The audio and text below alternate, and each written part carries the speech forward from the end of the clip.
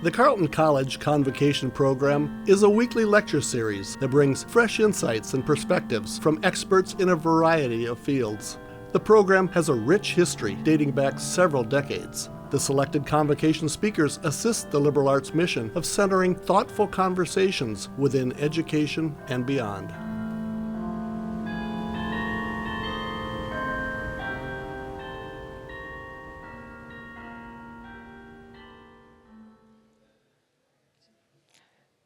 Good morning. Before we start, we would like to acknowledge the land that we stand on. We stand on the homelands of the Wapakute and Mdewakanton bands of the Dakota Nation. We honor with gratitude the people who steward the land through the generations and their ongoing contributions to this region. We acknowledge the ongoing injustices that we have committed against the Dakota Nation, and we wish to interrupt this legacy, beginning the acts of healing and honest storytelling about this place. Thank you. So, hi, I'm Maya Mikus, a junior environmental studies major. I am from the Cherokee Nation, and I am the president of Carleton's Indigenous Peoples Alliance. And I'm Lydia Olson, a senior studio art major, a member of the Lakudere Band of Lake Superior Ojibwe, and vice president of the Indigenous Peoples Alliance. This Native American Heritage Month, we have the greatest pleasure of having Danielle Boyer here for this Friday's convocation. Danielle Boyer is an Indigenous Anishinaabe enrolled Sault Tribe youth robotics inventor and advocate looking at how emerging technologies can be ethically used to drive Indigenous-led efforts for cultural preservation with a focus in language revitalization. In 2019, at age 18, she founded the STEAM Connection, a youth-led charity that has reached over 1 million youth with free, accessible, and representative technical education. She is known for designing robots called SCOBots that speak her endangered language, Anishinaabe Moan. She is a National Geographic Young Explorer, Echoing Green Fellow, two-time MIT Solve Fellow, Washington Post Next Changemaker, and Teen Vogue Indigenous Youth Changemaker. She has spoken at the White House twice and addressed the UNESCO headquarters on Indigenous languages. Her life was featured in an MIT Solve documentary that earned a Webby, Sundance Brand Storytelling Award, Tribeca X Award, and SXSW feature. With so many accomplishments, it's hard not to look up to her and give thanks for the strides she's making in the STEM world for Indigenous peoples everywhere. So let's put our hands together and please help us welcome Danielle Boyer to Carleton College.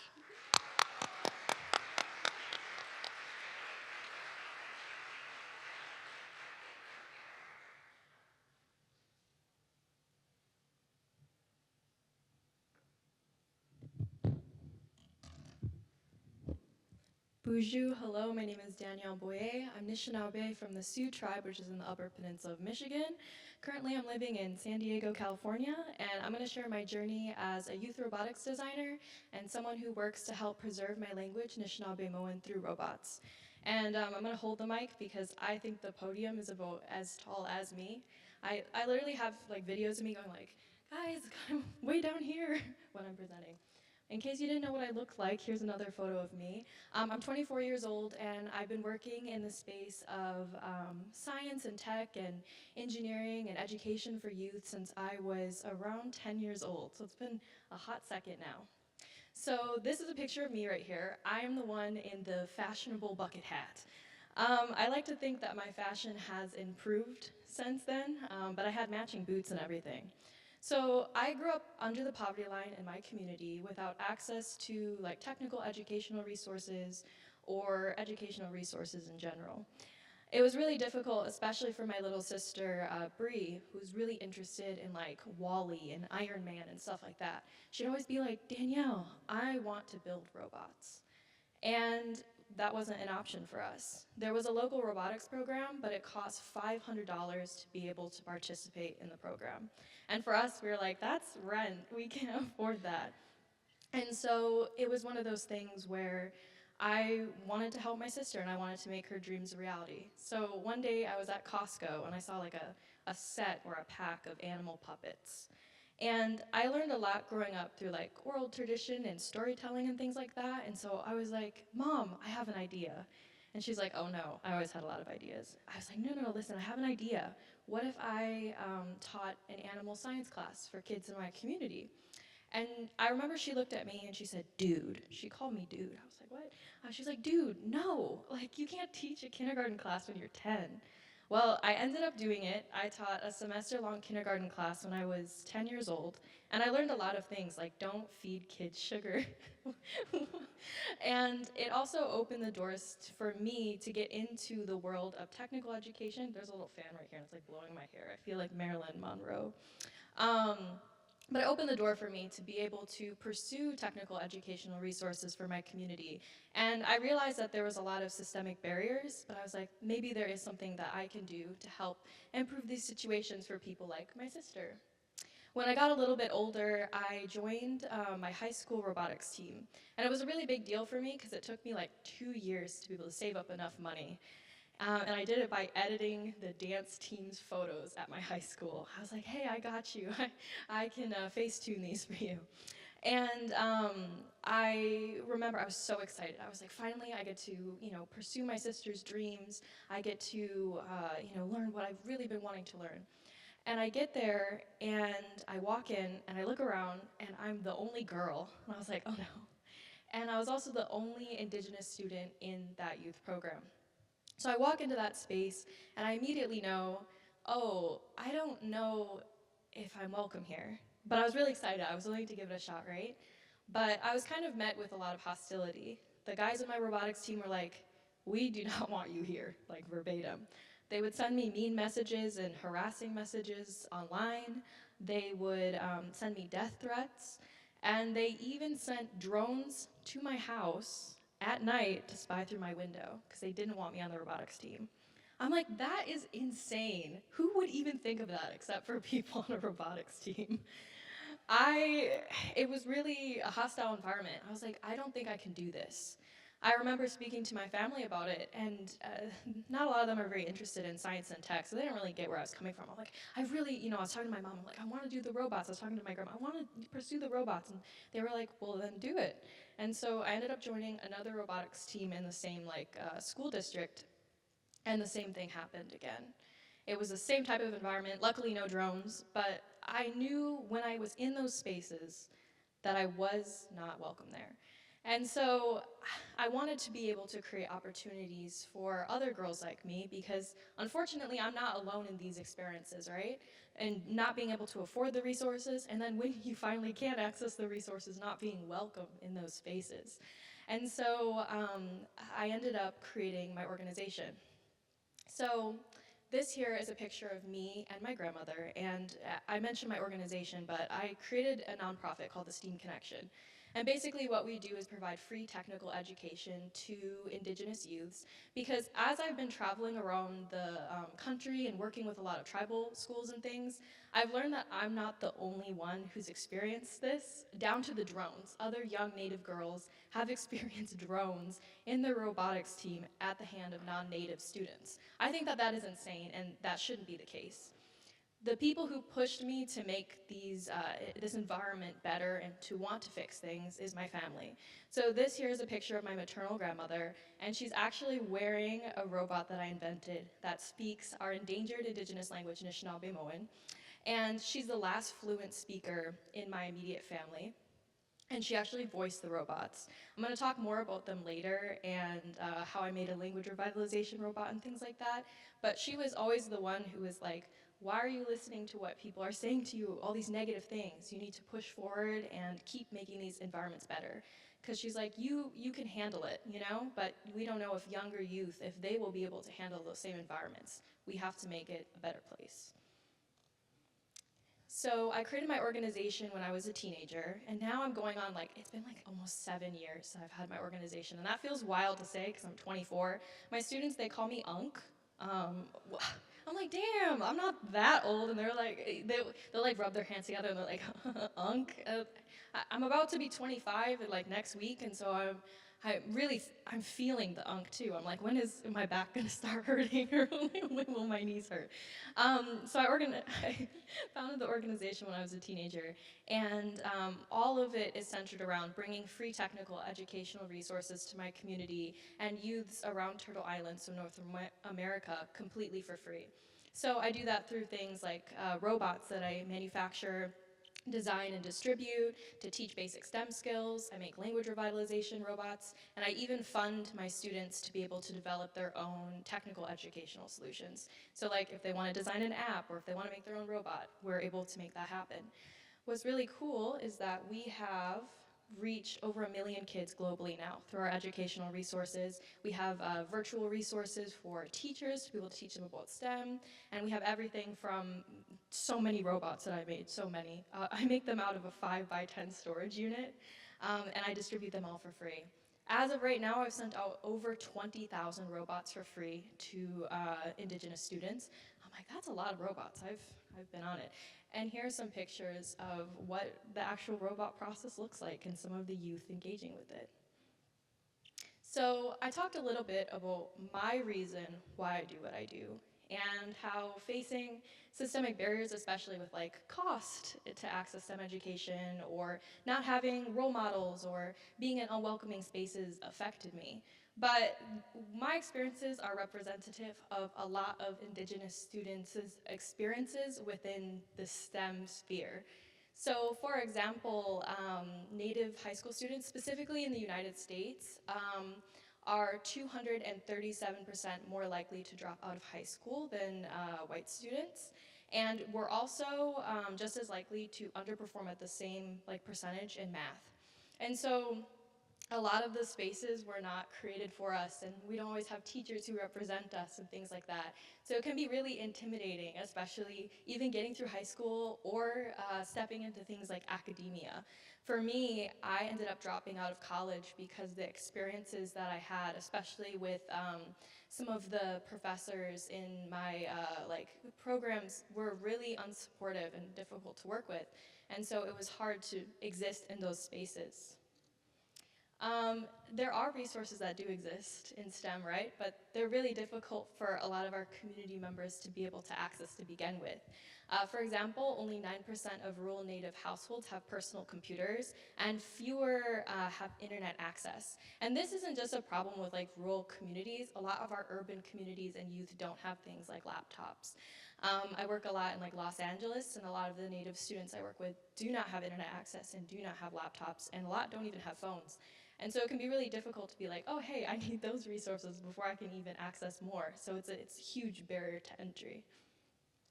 And another problem is that there aren't a lot of STEM programs that exist within our tribal communities. For example, 80% of high schools located on reservations do not offer computer science programs. And I guess for me, I went to public school for a little bit, right? And they had a computer science course. A lot of public high schools do have computer science courses. But then our communities don't have access to those resources, and a lot of our teachers do not have the resources or the background necessarily to pursue being able to teach those programs. And so there's a lot at every single step of barrier to entry, not to mention the sexism that exists in the space, the hostility. So it can feel like, oh, where do I move within that? How do I pursue what I want to pursue? And so that's why I ended up creating my organization. And I talk a lot about STEM, and I think STEM is cool. Pursuing STEM careers is cool, but it's not the be-all, end-all. I think that having digital literacy skills, especially in the age of artificial intelligence, is really important, especially in tribal communities if we want to be able to defend ourselves against harmful applications of technology. There's things like weaponized robotics, surveillance systems, artificial intelligence is being used to steal indigenous languages, not only steal them, but completely misrepresent them. And you can ask ChatGPT about my language and it'll tell you inaccurate words and definitions.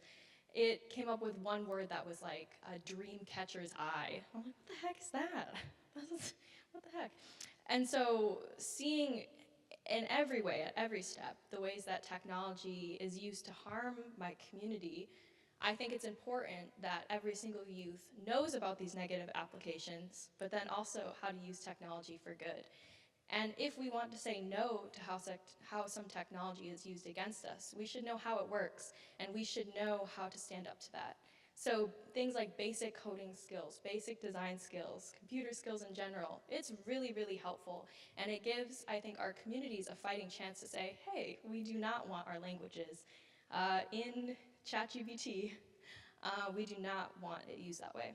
So I think being able to have self-determination within technology is so, so important.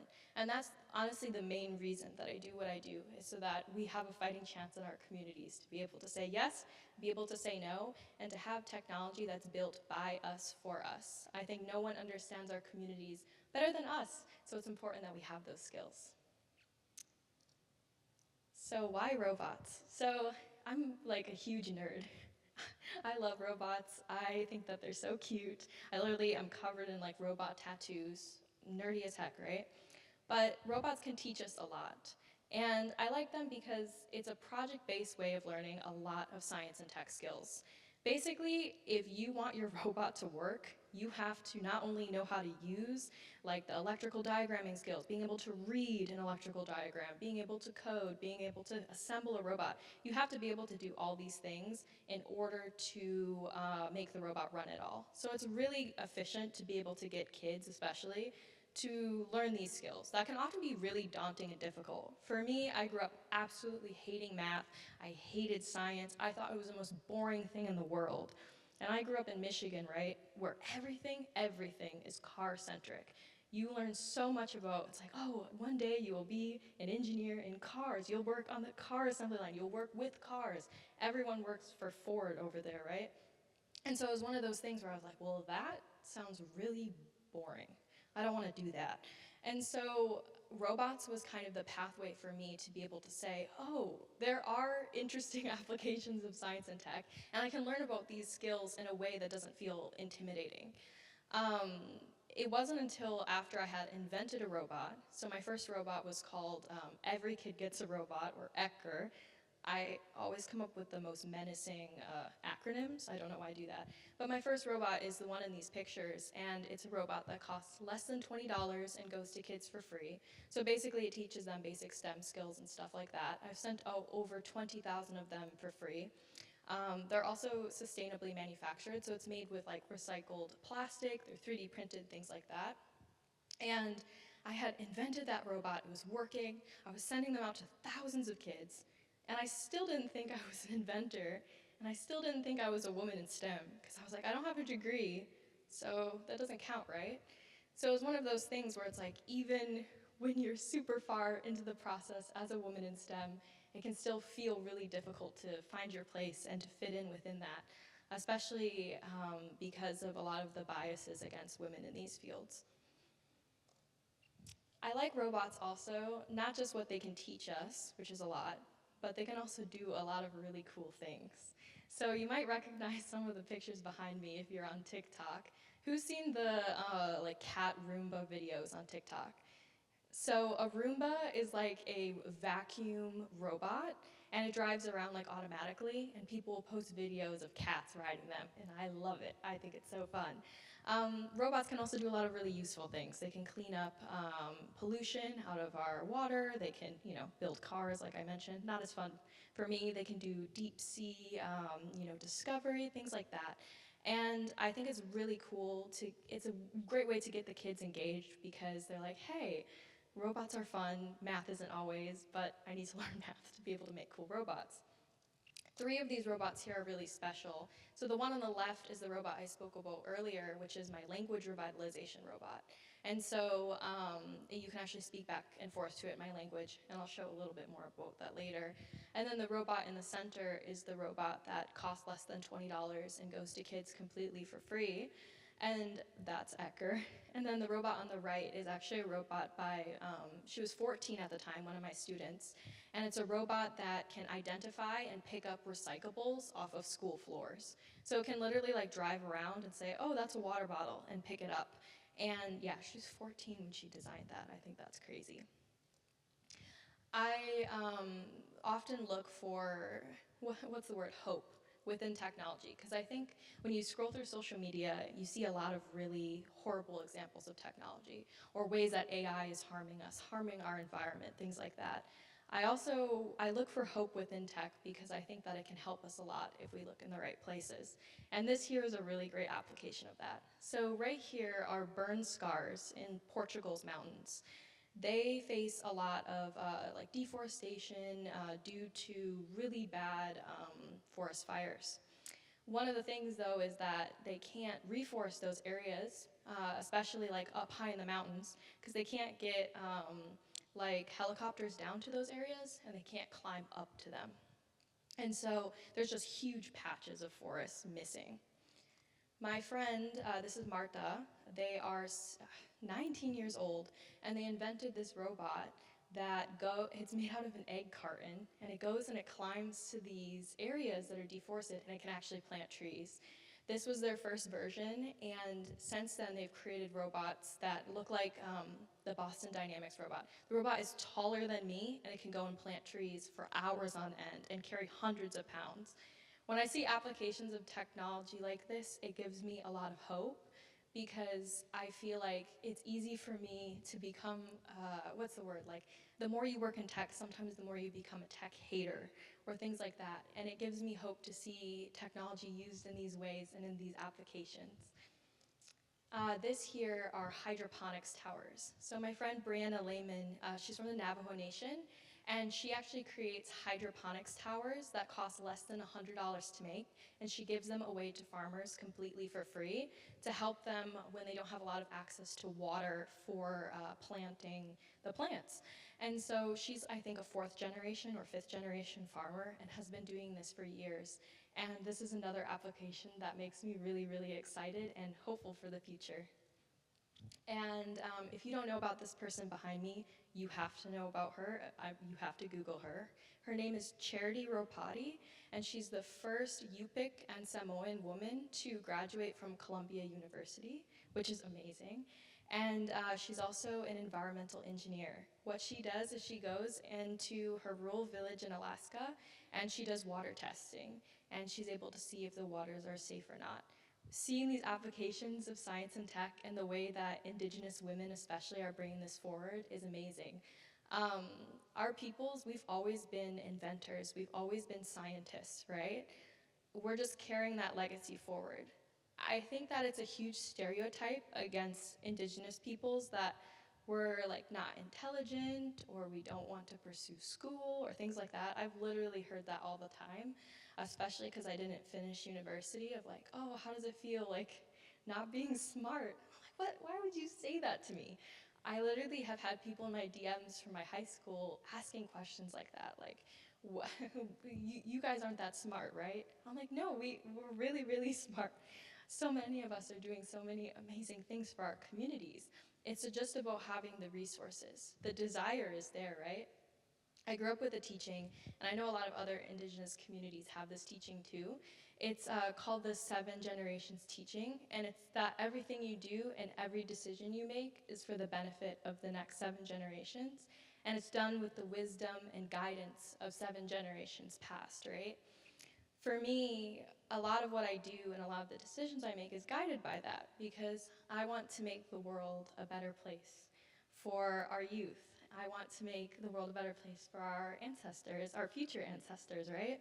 And so that kind of guides the way that I think about technology and ethical technology, because I'm like, what if we could use what we already have at our disposal, but we use it in a way that can benefit us and, contribute to helping us with many of the problems that face our communities. And so, yeah, it inspires me to see what people are up to and the ways that they're helping others. This here is another application done by one of my teenage students. She is 17.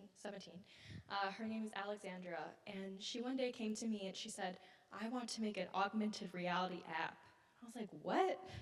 What on earth is that? Augmented reality is basically like Snapchat filters, but it's overlaying things like you can overlay animations into a real world environment. So basically I could take my phone and place native plants. In this room here, I could bring my phone up to it and I could learn about the plants. Like I could zoom in on it and see really great details about the plants and things. She wanted to create that app to be able to learn about indigenous plants, to be able to learn about indigenous languages, as well as some of the robots that I've designed. She was like, what if everything could be done on our phone? Because she gave me this statistic. She was like, I think 70% of kids have phones or something. And I was like, that's a lot of kids. And she was like, I have an idea. And so we ended up creating an app called Super Sisters. And basically, it's teaching these really cool lessons, so science and tech, languages, all rooted in Indigenous science and math. And it goes to kids for free. It's a free app. In our first month of testing, it reached 300,000 kids. I was like, damn, that's crazy. Teenagers are running the world, y'all. And this is kind of what it looks like. We ended up taking the idea and we're like, we're gonna go pitch it to MIT to see if we could get some money for it. She gave the pitch. She was 16 years old when she gave it, and they gave her $140,000 of funding to be able to develop this app. And she's been able to bring it to Indigenous communities all around Turtle Island and to help teach the kids in a fun way that's like guided by Native superheroes that are real women, people like Brianna and people like Charity, and I just think that that is so cool. But here are more pictures of it. And so yeah, you can learn about things like the solar system just with your phone. You can literally go around and I'm like, that technology is so cool. I had no idea that something like that existed, but one of my students is out here creating the future of technology. I'm gonna skip this because I was gonna show you guys some cool robot videos. Unfortunately, the audio is being funky. But what I was gonna show everyone is another technology application I think is really cool, and I think all of you should look up. They're called robot spy animals. And basically what this robotics team does is they make robots that look like animals, and they send them out into the animals' like natural habitat. So they'll send like a snow monkey out into like a family of snow monkeys. I don't know what a grouping of snow monkeys is called. They also have like a bear robot that goes and fishes with the bears. And basically, that was kind of my initial spark that got me interested in robots personally. Like, I had always been interested in it because of my sister, but being able to see those funny little robots and sometimes pointless robots, it really inspired me to want to create those things as well. But I encourage you to look that up. It is, if you have young people in your life, they're so fun. And if anyone is a Doctor Who fan here, I don't know how old everyone, I see some cheering, yeah. David Tennant from Doctor Who, he's one of the doctors. He actually voices over these videos, so yeah, check it out. So I talked a bit about my robot, Every Kid Gets a Robot, and that's the robot I've sent out 20,000 of. And it was the first robot that I ever created. It was centered around things like sustainable manufacturing and being able to bring accessible STEM to my community. I've made a lot of those robots, y'all, so many of them. I sit in my storage unit, I bring my speaker, and I just make hundreds of robots in a day. And it's been really great because what we do when we teach with the robots and things is we do assessments. Basically, we give the kids a test on like technical skills. Before they use the robot, they build the robot and use our program, and then they'll take a test after. And we've been able to see over 80% like increasement, that's not a word, 80% increase in technical educational skills that we measured. And so it's really exciting to be able to see the kids be able to do things like read an electrical diagram, or learn how to code, learn about Bluetooth, learn how these things work. And so that's kind of what got me started with my organization in the STEAM Connection. And then since then, I have been creating these. So behind me is Elmo. Elmo terrifies me. I'm not gonna lie, like his creepy little face, I don't know how I feel. But growing up, I loved Elmo and I love Sesame Street. And I one day was at the toy store and I was kind of longingly looking at like a bunch of toys. I couldn't really afford the toys, but I really, really wanted the toys, you know? And Talking Elmo was right there. He's called Tickle Me Elmo. And when you like pressed him, he would talk, right? He would say things like the alphabet, he would talk to you, he would teach you things. And I was always like, why, he's speaking in English, why doesn't he speak in my language, which is Anishinaabe-Moan, or you might know of it as Ojibwe-Moan. I was like, why doesn't he speak in my language? I don't understand. And I ended up going back to my mom and my grandma. And I was like, it's not really fair that we don't have any toys that speak our language. We're still here, right? Like, we're still existing. Why isn't this a thing? And I kind of took that feeling and thought, and I kind of stuffed it down because I didn't know what to do with it when I was young, you know, that I was like, there's not a lot of resources, there's some flashcards, things like that, but I don't know what to do. I got a little bit older and my sister went to university, and she wanted to study Ojibwe in university. And it's awesome that there are programs that exist, but almost all the programs are not in our dialect. Almost all of our professors are from here in Minnesota. And so, yeah, we don't have a lot of those resources that exist in Michigan. And so, kind of using my sister's experience, also my family's experience with language loss, because my grandma's the last fluent speaker in my family of my language. Due to the impacts of like the residential school system, less and less was passed down of the language to my mother and then to me and my sister. And so had all those things together, right? And I was like, to lose your language is to lose your culture. It's to lose who you are, you know? I think it's really important to preserve it. I had asked my grandma, I was like, will you record with me? You know, like, can I film you, you know, speaking, da da da? And she was not really comfortable with that. She's like, I don't really want to be recorded. And I would work with like my younger nieces and nephews. I'm like, hey, you want to learn with me? And they were like, no, that's boring. I was like, no, there's so many like problems here. And it felt really daunting. And so I had the idea to create a toy that spoke my language. And that's how the thing on the right was born, and it's called the Scobot. For those of you who don't know, the name is kind of a meme. Um, SCO is short for Skoden, let's go then. So it's reservation slang, so it's like, let's go bot. But language loss in my community isn't just a really big problem. It's a really big global problem. UNESCO says that every 2 weeks, an indigenous language is lost, and that by the year 2050, only 20 indigenous languages will remain. And I don't know if that's in North America or globally, but hearing those statistics too, and knowing that I'm not the only person who's experiencing that, that's a really scary thing. And my language is one of the most spoken indigenous languages in the region. And even that being the case, there's still a lot of language loss, especially after COVID, and we lost so many of our fluent speakers. So seeing all those things, I'm like, that's terrifying. That is absolutely terrifying. And so I created these little guys, the Scobots. Basically what they are is they're robots. They sit on your shoulder, and you can speak back and forth to them in Anishinaabe. So basically I could say, hey, what is bear? Which is my clan, and it'll say makwa back to me.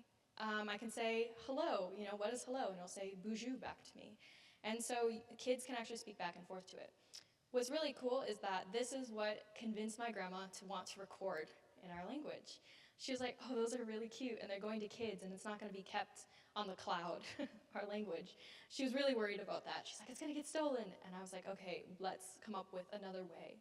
And so the first robot was voiced by her. And then now the robot's actually voiced by children. So we'll get together with like the grandparents and their grandkids, so fluent speakers and their grandkids, sometimes great grandkids, and all the robots speak in children's voices, which is really, really exciting, and it's approachable for our youth. It makes them really interested in it. So in the desire to build this robot and the excitement around it, I had to take a lot of pause because ethical language revitalization technologies, it didn't really exist, if that makes sense. There weren't a lot of resources to say, hey, what should I do and what should I not do when it comes to tech, recording things, consent of information, artificial intelligence. How do we navigate that? And so it took me many years of sitting down with my community members as well as other community members and being like, okay, how do we do this? And the consensus was, if we can't do language revitalization technologies ethically, then it should not be done at all. And it has potential to not go well. So what we did is we agreed on a few things. The robot should never have things like synthetic speech. So like a Siri voice or fake voices. Because one, like our languages are not, we need to have those intonations and pronunciations accurately in the robot so that people can learn the language accurately. Another thing as well is thinking about, hey, when it comes to things like artificial intelligence, how will that work, right?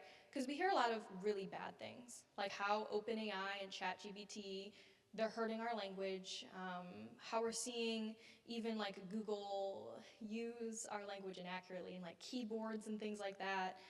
It's just a lot of a mess. And the way that generative AI is used with indigenous languages is just so wrong. Basically, what a lot of these technology companies are doing is to make their really, really fancy chatbots and things like ChatGPT, where you ask it questions. They get their data by scraping everything off the internet without regard for accuracy. ChatGPT doesn't know what an accurate word is in my language. It just thinks it knows, right? So it can hallucinate things in my language. It can come up with things. Generative AI is super harmful, not only when it comes to like appropriation of like images or copying things from artists or copyrighted material, right? It can also really, really harm stuff like indigenous languages and our protected information. And so I was like, hey, how can we create these technologies but not do generative AI? So what we did is we decided AI should not touch indigenous languages, but it can help us with the functionality.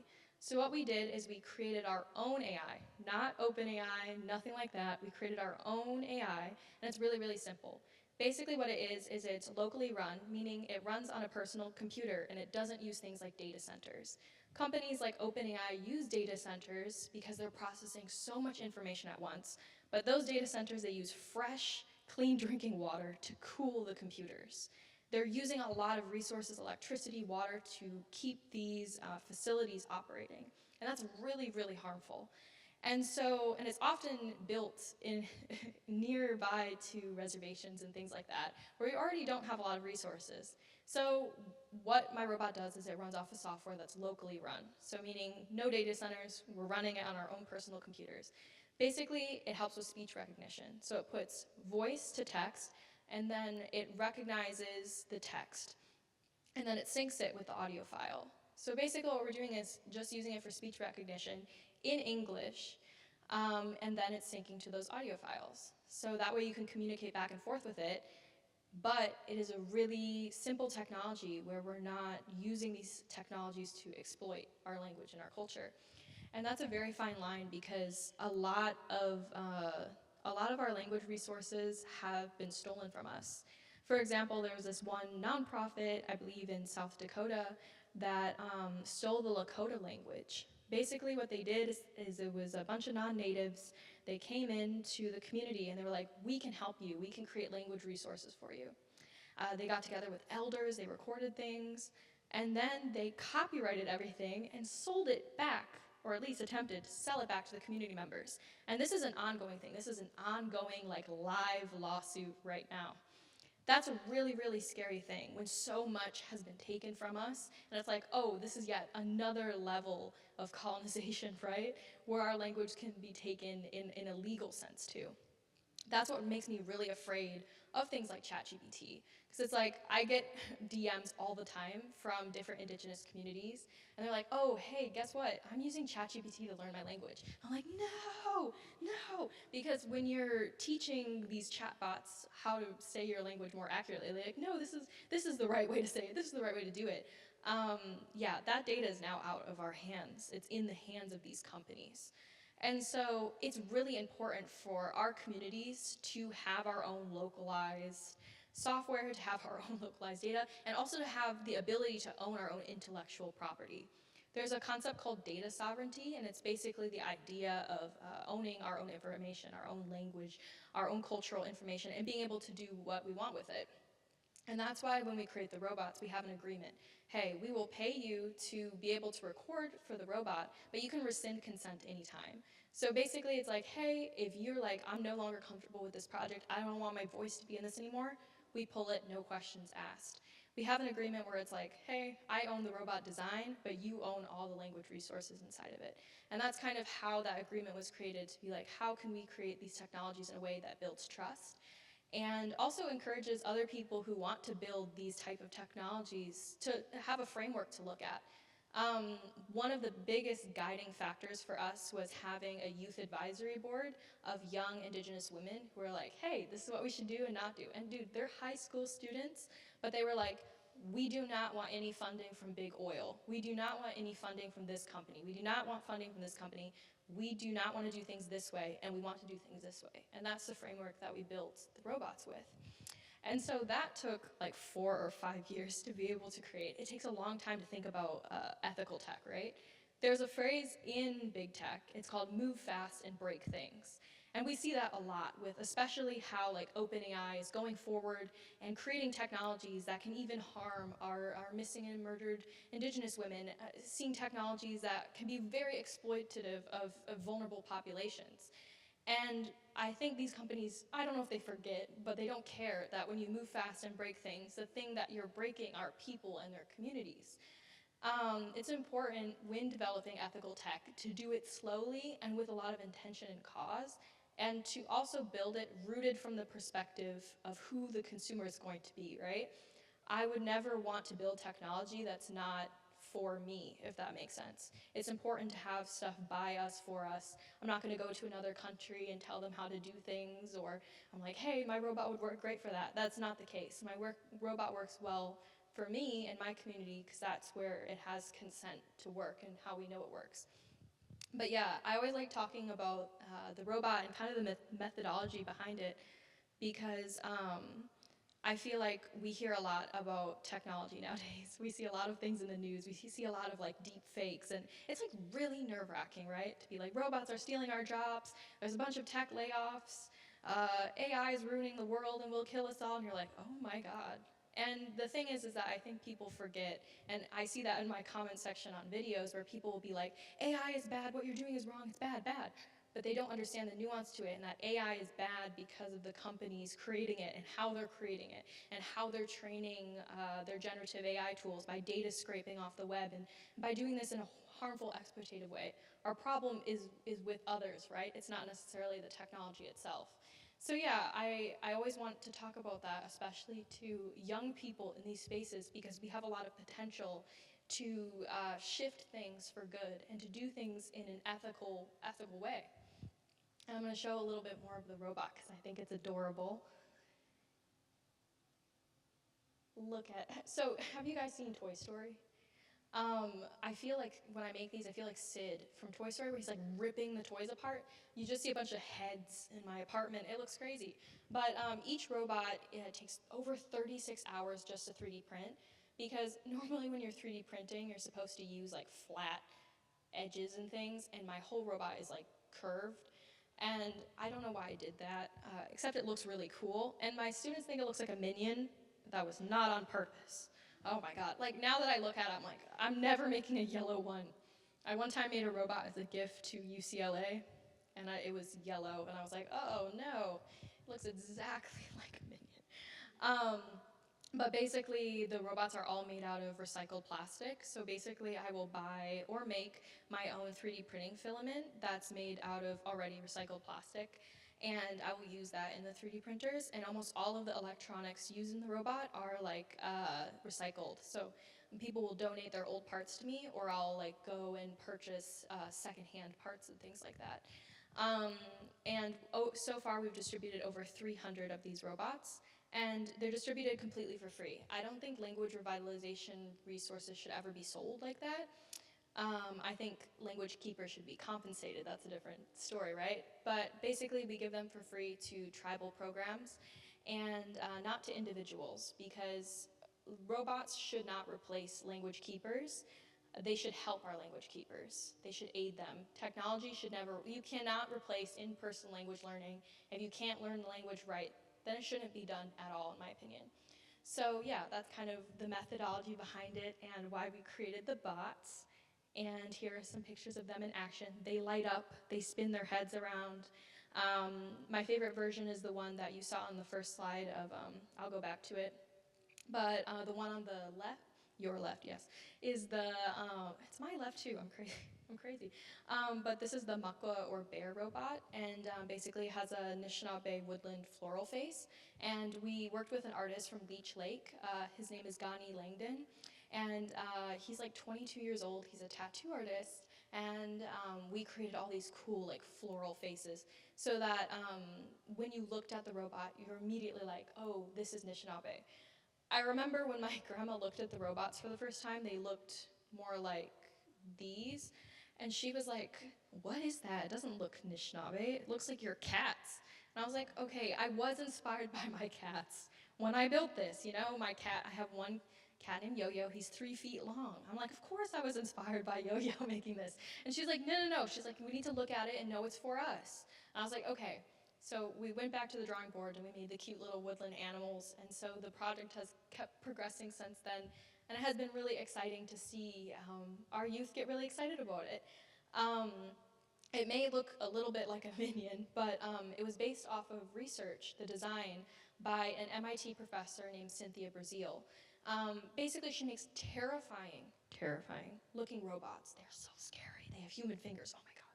They look like Furbies from hell. Like, I love her, but they are so scary. But anyways, she made really cool research, love her, that is like saying how robots need to have some humanoid features or faces or things that kids can respond to be able to get the kids interested and also do things like help prevent developmental delays. And so I was like, oh, that's really fascinating research. I designed my first version and I brought it to a powwow. Basically, I wanted to see how kids would interact with it and if they'd approach the robot on their own. We strapped them on our shoulders with a GoPro strap, which it looks crazy, but the kids love it. And basically, me and my mentors, because I designed this with the help of 2 of my mentors, we walked around with the robots, and I'm like, oh, I feel really cool. I feel like I'm cosplaying or something, you know, with the bot. So we're walking around, and babies, like, look up at the robot. And I was like, oh my God, like, babies look at faces. And they're looking up at the robot. That's so cool. And it wasn't making sound or anything. The kids were just looking up at it. And then little kids are running up to us and they're like, oh my gosh, like what does it do? Can it talk to us? Can it like play music?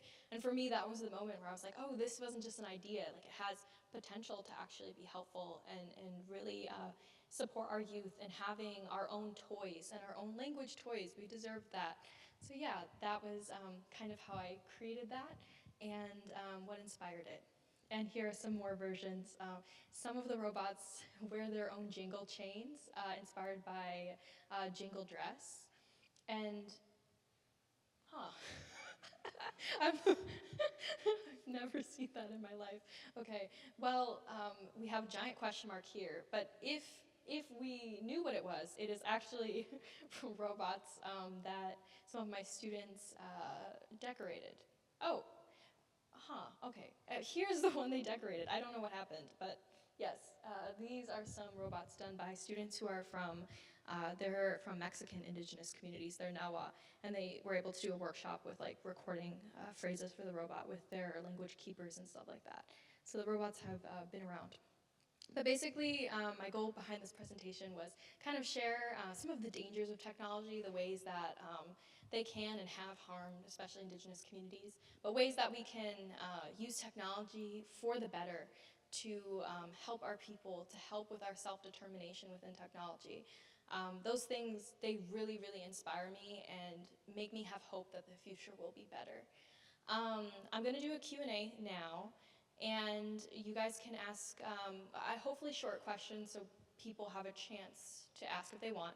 But if I don't have a chance to answer your question, you can always email me, and my email is up here. If anyone's ever interested in robots or different things like that, you can always reach out to me. You're like, hey, I need to know how to do this one STEM thing. I need help with this. I'm always down to help. A lot of my work is surrounding that. And I also post a lot on social media if you're like, hey, I want to see how a robot works. If you want to see the SCOBot in action, if you want to see any of what I'm up to, I'm always talking about AI ethics, I'm talking about data sovereignty. They're good videos to like share with people who don't know a lot about tech. So I do series of like AI literacy stuff, like, hey, what's generative AI versus, you know, like what's, what are ethical examples of tech? Who are people within STEM and Indigenous communities doing really cool things? So if you're interested in that, feel free to reach out anytime. Or DM me questions. So anyways, I'm going to open it up. I'm going to put my glasses on so I can see. And I'm happy to answer any questions you may have. It can be silly questions. It can be how did you get such a long cat? Anything you'd like to ask. So yeah, anyways, in my language, thank you is miigwech. So miigwech for having me. Thank you, Danielle, very much. That was amazing. And yes, we do want to get to Q&A just super quick. Like this is the last convocation, believe it or not, for fall term. So we'll see you winter term. And of course, the Convo site will show the upcoming names of the different convocation speakers coming soon. We have a few seats for lunch, so if you'd like to join the conversation, keep the conversation going at lunchtime, please see me afterwards. But now let's get to those Q&A questions. Who wants to be first? I see a hand way back there. Oh, And I have my glass on so I can actually see people, which is nice. Bonjour, Chimiwech for being here. Sorry. Meredith McCoy, Anishinaabe, Nokomesibanki, Onjiba, Mekanakwajoing. I'm so excited to have you here. I just wanted to ask you real quick about your relationships with tribal governments or tribal ed departments, since you said that you primarily distribute the SCOBOTs through tribal programs. So like, do they reach out to you? Do you reach out to them? How do you build those kinds of relationships and what do they look like? Yeah, thank you so much for the question. So most of the way that I distribute the robots is not by like going out and saying, hey, go get my robot. Because honestly, the robots are really hard to make, so I have a long wait list. So basically what we do is we wait for people to come to us. And so usually it's teachers or usually teachers approaching us and saying, hey, I want to, set you up with the school board, let's have a meeting, and they're the ones who kind of organize that and approach on, their community's behalf and are like, hey, we want robots. And then I'm like, okay, I have robots. You'll get them in like 6 months, but I will make them as fast as I can. So yeah, that's usually how we build the relationship. We don't want to force technology into a place where it's not accepted.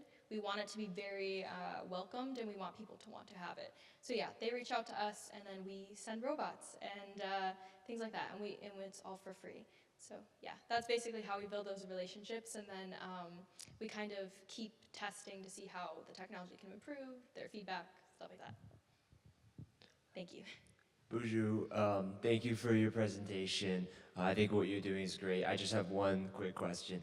I'm curious how you receive funding to print, these robots and give them out for free.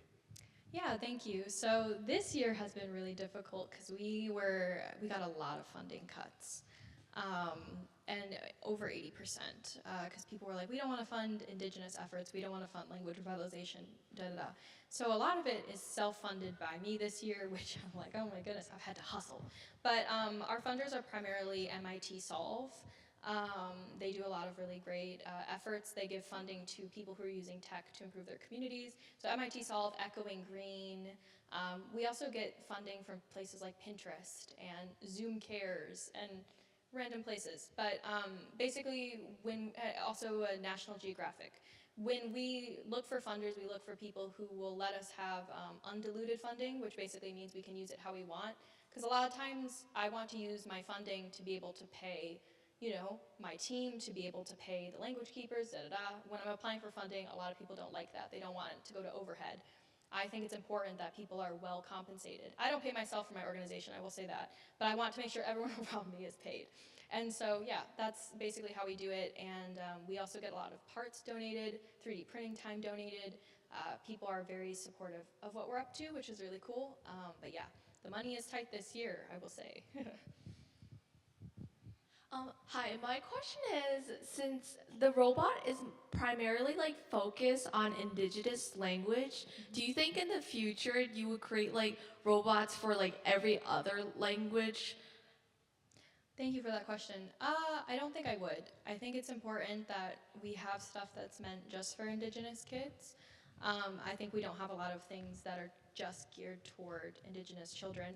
I get a lot of times people will be like, hey, why don't you make like a French robot? I'm like, French robot, and so you can make enough money to be able to send out the other robots for free. I don't think I would want to do something like that. But I am interested in global Indigenous languages. Like one time I went to Scotland and they were like, hey, let's make Gaelic robots. And I'm like, I would be down to make some Gaelic robots. That sounds sick. They have deep sea whale robots there. I'm like, that would be dope. So yeah, I'm down for global Indigenous languages. And I have a lot of interest from different communities in Africa, different communities in Europe, South America, I think that's sick. But right now, I'm going to make sure that my robots are doing enough for my community, and then I will expand outward as the resources provide. Thank you. Hi. I was wondering how exactly do you make device which has language interpretation capabilities out of recycled electronics? Because that's kind of interesting. How do you do that? Yeah, so basically it's just like donated components, like a donated PIR sensor or things like that, like people used in their project. We're connected a lot to like the maker community and people who are building things with like very basic electronics, like PIR sensors, Arduinos, things like that, and aren't using a lot of them. Like they'll use it in one project and then they'll be done. So they give us what they're using. So that's kind of the concept of the recycled aspect of it, is they're just given us their old stuff. And sometimes they work and sometimes they don't. And a lot of times they don't. But, you know, we don't make that many of the robots, so the scale is, you know, possible. But as we continue to make more, we definitely have to reinvent the wheel, you know. Thank you. Oh, okay. I will not jump in. I will jump down here. I feel very tall right now. Hello. I was just wondering, I think you said that the Scobots speak like 4 different languages, and I was wondering what those languages were and how you like came to pick those, and also like what your plans were to maybe expand that list in the future. Yeah, thank you. So right now they speak Anishinaabe in several different dialects, and then they also speak some Dene Bizad, which is the Navajo language. Because one of my mentors who helped me make them, he's Dene and he is Acmo Pueblo, and so he was like, "Let's make this," and so that was kind of his prerogative, and you know he got his community involved with that. I didn't have as much to do with sourcing the language stuff. I just helped make the robot. And then we have some in Apache, and then we also have some in Taino, because my other mentor, he's from Taino, he's from Puerto Rico, and wanted to do that. But as we've been building the robots, that was kind of the beginning stage when I implemented those other languages, and I realized I was like, I don't know how much consent we're able to get with these languages as I am within my own community with the language, if that makes sense. Like, people weren't recording with their grandparents or their community members, so I've scaled those back. Because I was like, okay, I don't know how comfortable I feel doing this. So it started with the 4, and now we mostly just do Ojibwe robots. Thank you. Thank you so much, Professor in Cognitive Science and Linguistics. Your project is really fascinating. I think it's really interesting, the big narrative around AI is about like large language models, and it seems pretty clear here you're using something like a small language model, or something that might not even be a full language model, but something that's a little bit more local, like you said, which is really inventive in a way of getting outside of this sort of dominant narrative that it needs to be big and super powerful, and that's the only way it can do anything. And it seems like that's how you're also navigating these really dangerous colonizing kind of problems that this technology has brought all of us. So I was wondering if you have any messages to like the young inventors in the room who might like look somewhere else when they're learning about AI, so they're not distracted by the big shiny thing, because it seems like you found something even more powerful somehow, even though it's small and cute like a little minion. Thank you. I really like that question, thank you. Yeah, I think oftentimes it's very tempting when you're looking at tech to be like, I'm gonna create the most powerful thing that I can create, right? I'm just gonna go crazy. I think it's important to say, what do I need to do to solve this problem? You know, I don't need to go crazy. Like, let's not look at what OpenAI is doing or these large companies. What's the simplest way to achieve this? And oftentimes it's not with AI, it's with very simple code, right? And so it's kind of looking at that and saying, I don't need it to be that fancy. I don't need things to be over the top to accomplish my goal. And so I think it can be really hard when you see stuff like you're doing like pitch competitions or you're doing funding. They love big words because the judges in those are not technical. They don't know what's going on. So if you say AI, they're like, oh my God. The thing is that it doesn't need to be a ChatGPT wrapper that you're making. It doesn't have to implement other companies' softwares. It doesn't have to be a big, gigantic thing. I recommend if you are inventing things or building things for your community, start very small and think about the ethics of it. Hey, where are we storing this data? How's it being used? Who's going to be able to access it in the future? And that will help you direct, you know, the options. Yeah, thank you for the question. And I think we can squeeze one more in if we have one more question. If not, good. It's going to be better than my question. Hi, thank you very much for the talk. And I had a question. How were you able to found and fund STEAM as a teenager, and how have you been able to keep it going for the last 7 years? Yeah, thank you for that question. So I was doing robotics, right? And I was at the World Robotics Championship for First Robotics. It was in Detroit. And I got approached by one of the funders of First Robotics. They're called SolidWorks. Basically, they develop computer-aided design technology, so 3D modeling and things. I had a bunch of like drawings up of some of my ideas. I was like, this is, how I could make a robot, this is how I could do things, kind of up on the display where we kept the robots. So they came up to me and they were like, oh my God, can we film an Instagram video of you talking about your drawings? And I did that. And then they were like, we actually want to fly you out to Boston, where our headquarters is, so you can give a lecture about it. I had never spoken in public in my life. And I was a teenager, I was terrified. I was like, can I bring my mom? Um, I didn't know what filet mignon was, and that was the dinner, and I called it filet mignon. I learned a lot, right? But I basically was entered into the space of like funders and like people who wanted to support what I was doing kind of very quickly, because I was able to present what I was doing to their team, and then they were like, okay, we'll give you 200 bucks. And so I started with the 200 bucks. And then I was making robots, and they're like, okay, we want to hire you to give robots out to your community. We'll give you 5,000 bucks. And I was like, okay. And they're like, we're going to keep making videos about you. We're going to make articles about you. You use our software, and we'll give you money. And I was like, cool. And I was teaching free classes in my community, and they're like, we'll help you with that. So that's kind of how it started, as I built a relationship with that company.